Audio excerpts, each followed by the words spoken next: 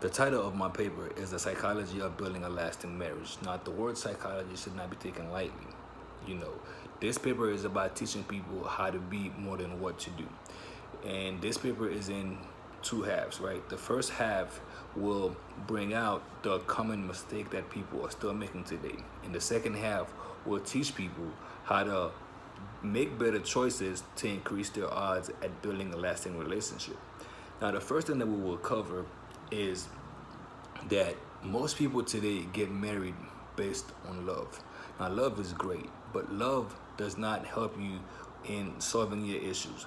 Love does not help you in your finances, your communication issues, and the various challenges that you will face in your relationship. Life is just a good feeling. You know, you need actual knowledge to know how to solve your issues. Now, we can agree that couples that were married today, divorced tomorrow, were once in love, right? But that love could not carry him throughout that whole challenge they had to face. So getting married based on love is actually a downfall to most marriage, right? Carry on to that is going into debt to get married, such as buying expensive ring, such as financing a wedding. Why would you go into debt for just one day? We know that debt is a major cause of divorce. Yet today, somebody will go into debt to get married, never learning how to manage their finances. So they'll spend money on weddings and rings, but not money on how to manage their finances, right? And carry on to that, we can point lack of knowledge. Once again, just because you can legally get married doesn't mean you're qualified to get married. First thing that couples should do is actually learn the ins and outs of what married couples go through and equip themselves with that knowledge. Most people don't do that. Most people just because, we're together, I love you, let's get married. Once again, that's another downfall of why couples get divorced. Now, carry on to the second part is the step that couples can take to increase their chances at a lasting relationship. Now, the first step is your foundation. Everything else that we can name after your foundation has to be built on that foundation. So your foundation is the most important part of this paper. So your foundation is you. At the end of the day, marriage is nothing but the sum total of two people. So who you are is who you bring to the relationship. It doesn't matter how great you want your relationship to be. If you're not equipped to build that greatness that you want, it's just not gonna happen. So your foundation is made up of four key aspects, right?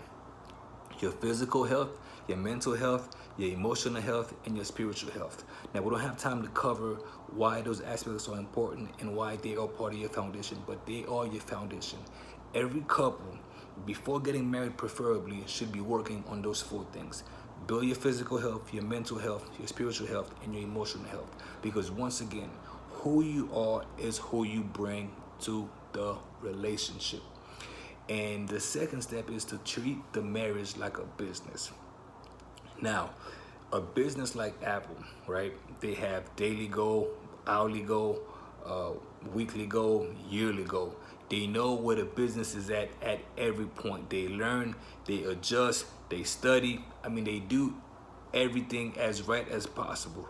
How many couples do you know today have never sat down to review how their marriage is going, have never set goals for the marriage, have never even, just sit down and have a convo about what they need to do to increase their odds of being married, how to not drift apart, have a open a heart-to-heart open conversation about how the marriage is going.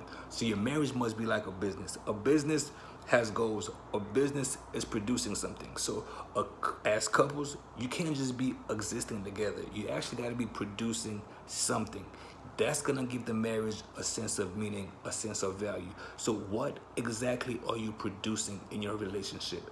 If you are not producing anything, eventually one of you will wake up being bored.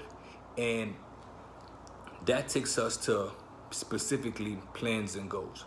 You gotta have plans for your marriage. You gotta know where your marriage is going 5 years from now, 10 years from now, 20 years from now, if that's indeed the end goal. So don't just get married and think that, well, because we're married now, we're good. You gotta actually set plans in motion and execute on that plan. Now, speaking of executing, setting plans in motion, right? Marriage has to be a team game. At all time, the couples must be on the same page.